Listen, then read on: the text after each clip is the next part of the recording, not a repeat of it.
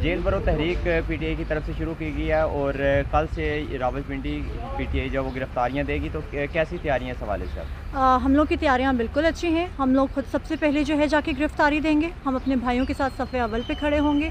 और अगर इस गवर्नमेंट को लगता है कि पीटीआई की ख़वातीन जो है वो डर जाती हैं या उनको वो डरा सकते हैं, तो वो उनकी बिल्कुल भूल है। आप कल देखिएगा कि किस तरह से ख़वातीन जो है वो गिरफ्तारियों के लिए पेश कदम होंगे। अच्छा, ये जेल भरो तहरीक का बेसिक मकसद क्या है?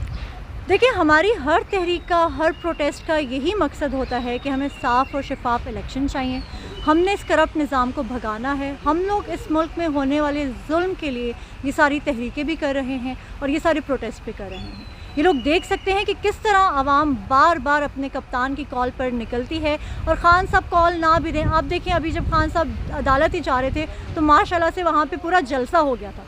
और ये फिर भी ख़ान साहब की जो आवाम की पावर है उसको अंडर एस्टिमेट किस तरह कर सकते हैं?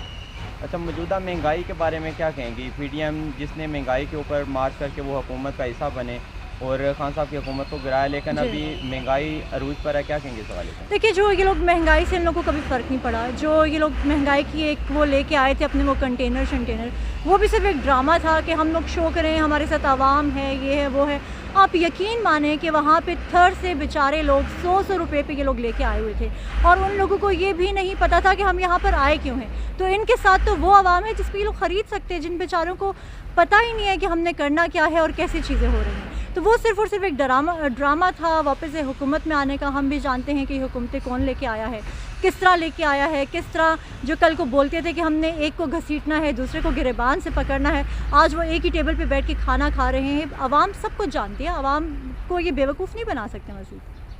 ठीक है, कोई आखिर में पैगाम देना चाहेंगे आवाम को? मैं आवाम को यही पैगाम देना चाहूँगी कि आपने कभी भी हिम्मत नहीं हारनी और इस करप्ट निज़ाम के ख़िलाफ़ आप लोगों ने आवाज़ हमेशा बुलंद करनी है।